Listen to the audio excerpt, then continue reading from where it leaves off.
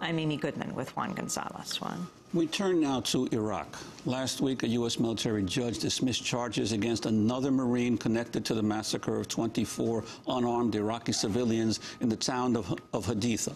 Lieutenant Colonel Jeffrey Chesani had been accused of failing to investigate the November 2005 killings. Of the 8 Marines originally charged in the Haditha massacre, only one still faces prosecution. Criminal charges have been dismissed against 6 of the Marines, and a 7th Marine was acquitted. The journalist Leila Fadel recently traveled to Haditha to interview survivors of the massacre. Leila Fadel is the Baghdad bureau chief for McClatchy newspapers. In a moment, she'll join us, but first we want to turn to this short video posted on the McClatchy website based on Leila Fadel's reporting.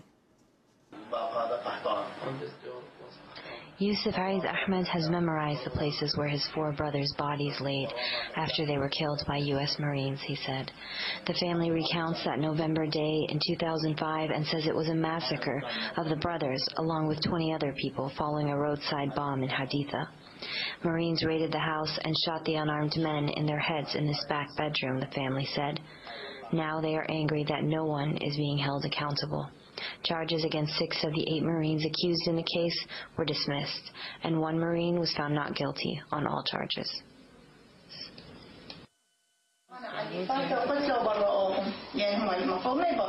I'm angry at those who send them innocent.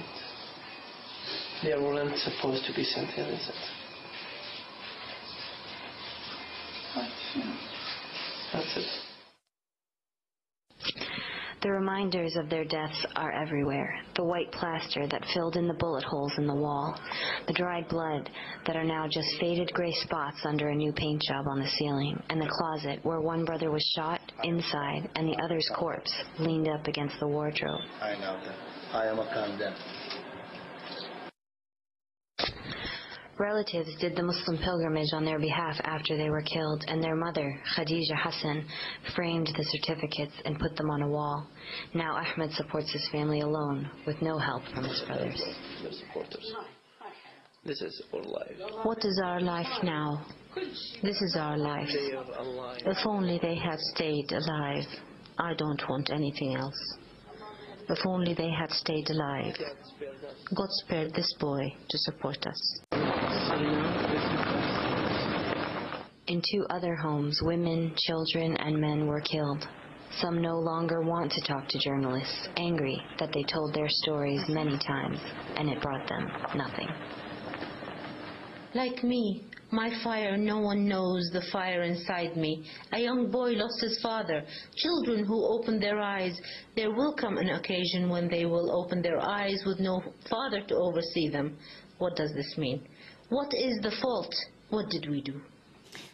Leila Fadel joins us now on the phone from Beirut. She's the Baghdad bureau chief for McClatchy newspapers. Earlier this year, she won the George Polk Award for outstanding foreign reporting. Leila, welcome to Democracy Now! Describe your trip back to Haditha and the people you spoke with. Thank you. Well, we took a drive back to Haditha last week, trying to get a reaction to the dismissals and the 1 acquittal regarding this case of 24 people being killed on November 19th, 2005. And the ultimate feeling that I came away with, people felt betrayed. They felt betrayed that journalists told them that if they told their story, somebody would be held accountable. They felt betrayed that investigators told them that U.S. justice, that they could depend on that, and nobody's being held accountable. Many of them said, you know, how many bodies do there have to be for somebody to be punished for this? And how were these acquittals dealt with in the Iraqi press? To what the degree of coverage they receive? I'm sorry, could you repeat the question? What degree of coverage did this receive in the Iraqi press? You know, there really hasn't been much coverage. There's been a lot of silence on this issue. When this first happened in 2000, when it was discovered in 2006, the Prime Minister came out and said somebody needs to be punished for this. There must be an investigation. But as these dismissals and acquittals have happened, there really has been a lot of silence in the Iraqi press.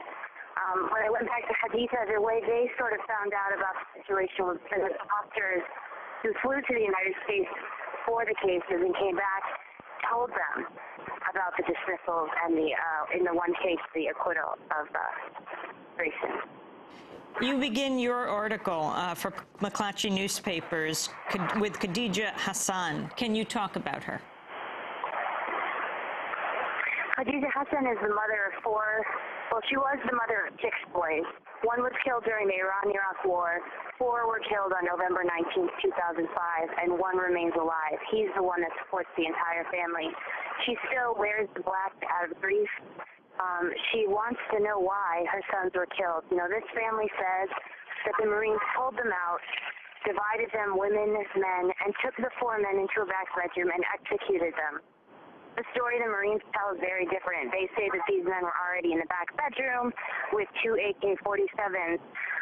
Of course, this is a 2 households. This is 2 houses that are pretty much attached, and that's the legal amount of AK-47s in Iraq. And so the story, each story is very different, but the way this family tells it is that these men were their breadwinners. They were engineers, border guards, traffic police, and she wants to know why her sons were killed and why no one's being held accountable. And what impact do you think the fact that these court-martials were held in the United States as opposed to in Iraq in terms of the ability of the prosecutors to get all the witnesses they needed present? Right. Well, one of the biggest problems with these cases was the investigation started months after the actual incident occurred. It wasn't until I believe it was February of 2006 that Time magazine broke the story, and then other journalists followed, including us. And so the investigation didn't start for 5 months after. Iraqis were unable to travel to the United States. Haditha Hassan and her family said that that father of these 4 boys got extremely ill, became extremely ill, and ultimately died, and they couldn't go to the United States and testify. None of the children flew to the United States to testify. And ultimately now, nobody is being charged with murder. And Leila Fadel, you write in your piece about Sergeant Frank Wuterich. He was on 60 Minutes. He was the squad leader. His charges now include voluntary manslaughter of at least 9 people. He's always maintained he made the right decision, saying his Marines were under threat.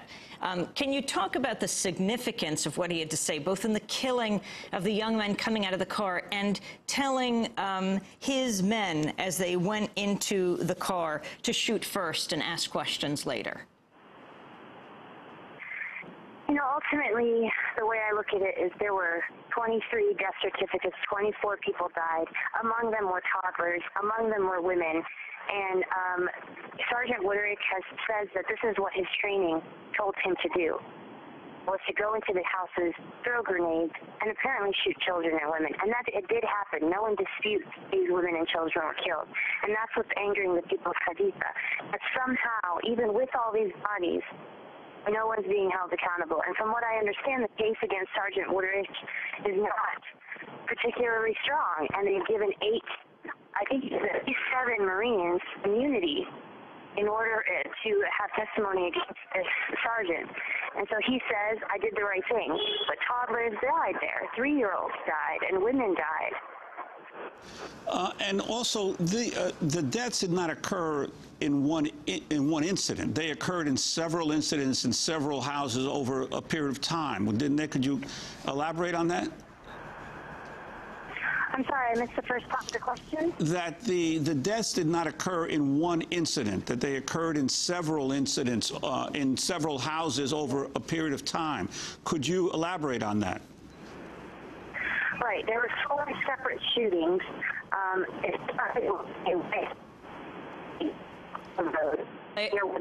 Leila, we're losing you. We're losing you. Can you hear me now? Yes. Okay, there were 4 separate incidents, as I said before. And the first incident was a white sedan that was on the same road as the roadside bomb that ultimately killed 1 Marine and injured 2. They opened fire on these men. There were 5 of them, 4 of them apparently college students.